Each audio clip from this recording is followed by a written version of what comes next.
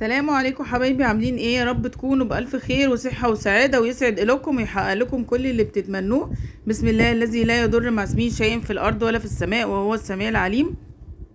والنهاردة معانا أكلة جديدة، يا رب تعجبكم وتكون فكرة كويسة جدا ليكم.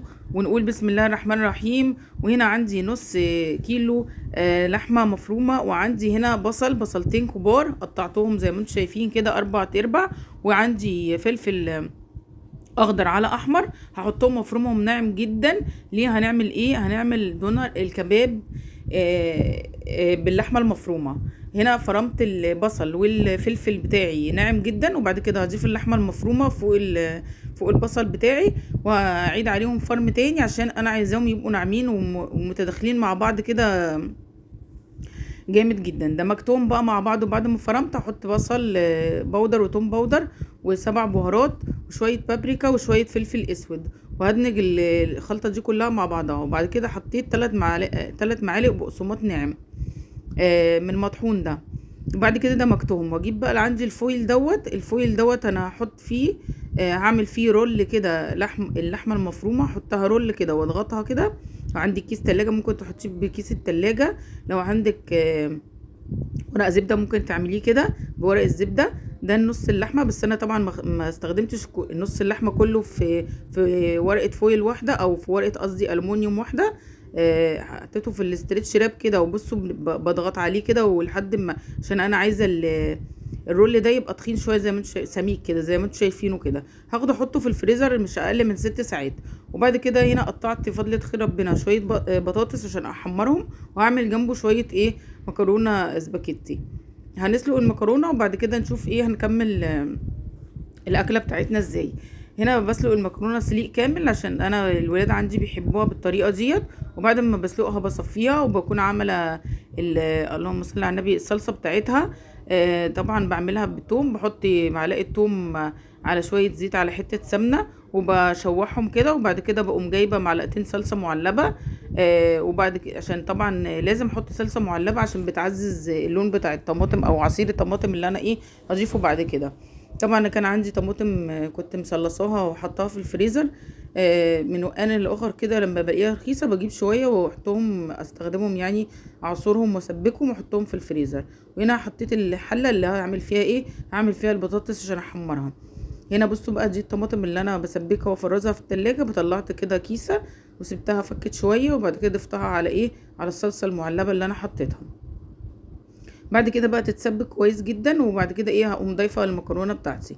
وهنا طبعا الزيت كان سخن، فقلت اضيف البطاطس عشان احمرها جنب الاكله دي. ممكن طبعا حد فينا يحب او يفضل ان هو ياكلها بالعيش، او ممكن نعملها بعد ما نتغدى بالف هنا وشفا. فاض مننا جزء نعمله بعد كده للولاد في سندوتشات المدارس في اللانش بوكس. هنا بعد ما فات عليها 6 ساعات جبتها بقى هقطعها ترانشات كده وهي متجمده. انا بقى عملتها ترانشات، عملت الترانشات بتاعتها او الدايره بتاعتها تكون سميكه شويه. لو انت حابه ترفعيها براحتك طبعا. الاكل ده اذواق وكل واحد حسب ما بيحب، بس انا عملتها حسب السمك اللي انا والولاد بنحبه، ما حبيتش اعملها رفيعه. وخلصت بقى هنا الرول اللي انا طلعته، وكان طبعا في رول تاني اصغر سبته في الفريزر لما ممكن استخدمه في لما الولاد يكونوا رايحين المدرسه اطلعه واعمله، او في غدوه تانية ممكن اكمل عليه واعمل جنبه اي حاجه تانية. بألف هنا وشفا يا رب. طبعا بما ان احنا بنحاول نقتصد، فطبعا نص اللحمه المفرومه عمل لي 2 رول برضو مش صغيرين. بنحاول نوفر وندبر. وطبعا من غير ما احط افتكاسات فوق اللحمه المفرومه، انا حطيت بس 3 معالق بقسماط وحطيت بصل عشان الكميه تبقى كويسه. ما بحبش بقى ولا نحط برغل ولا نحط فريك، طبعا او بطاطس مهروسه. طبعا كل واحد فينا حسب ما بيحب. هنا بقى بستنى عليها لما تاخد لون من الوش الاولاني، بقوم قلبها تاخد لون من الوش التاني.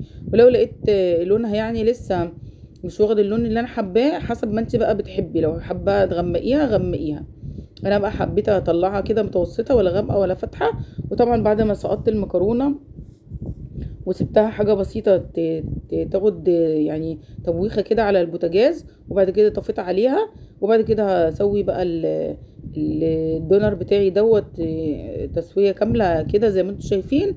هكمل بقى الكمية بتاعتي كلها، ارص بطلع اللي استوى واحط بداله ايه اللي لسه ما استواش. وبعد كده طبعا ايه هكون بقى خلصت الكمية بتاعتي كلها. وهنا كانت المكرونة خلاص اتبوخت، طلعتها بقى كده زي ما انتم شايفين. بصوا اللون بقى بتاعها الاحمر الغامق الجميل ده. وادي الدونر بتاعي كله اهو بألف هنا وشفا. وهنا بقول لكم ممكن نستغنى عن المكرونه ونعمله كده في سندوتشات في عيش فينو او عيش بلدي حتى، ونحط كده مع البطاطس المحمره مع طماطم كده، مع قطعينها طرنشات مع خيار مخلل او خيار عادي، وناكلها كده بألف هنا وشفا للولاد في اللانش بوكس، او احنا ممكن نتغدى بيها غدوه سريعه بألف هنا وشفا. يا رب يا رب الطريقة النهاردة تعجبكم وتنور رضاكم. بالله عليكم متنسوش تدعموني عشان قناتي تكبر بيكم ومعاكم. واتمنى انكم تشيروا الفيديو كتير كتير وتفعلوا الجرس عشان يوصلكم مني كل جديد. ويا رب يكون الفيديو بتاعي النهاردة عجبكم، واشوفكم بكرة في فيديو جديد. مع ألف خير وسلامة.